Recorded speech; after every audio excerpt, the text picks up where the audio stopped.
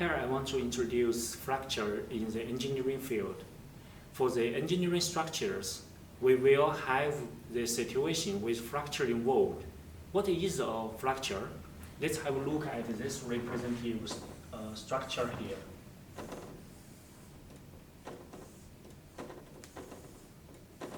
If the structure is subject to the external load here and here, and the structure will be extended, and under certain load level, we will have some damage here.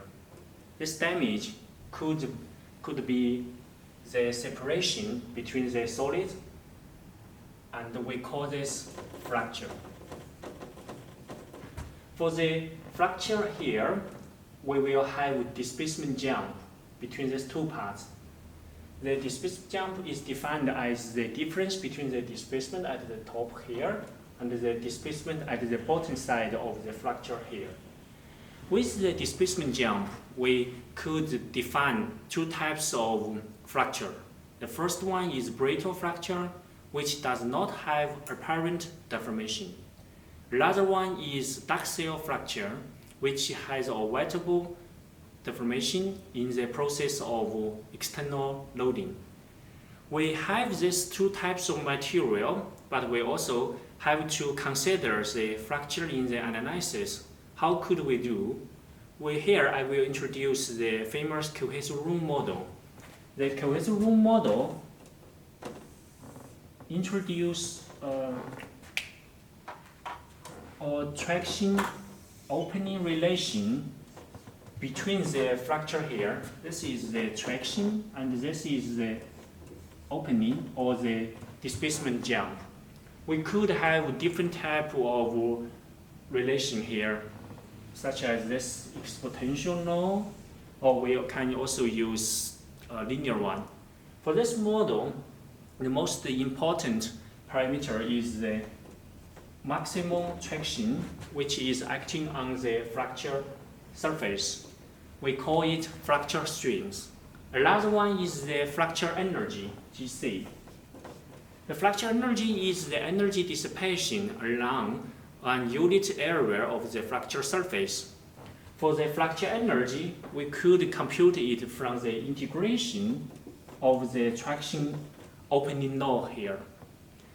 In the analysis, we have three basic modes of fracture. The first one is the mode 1 normal tensile crack. You can have a look at it here.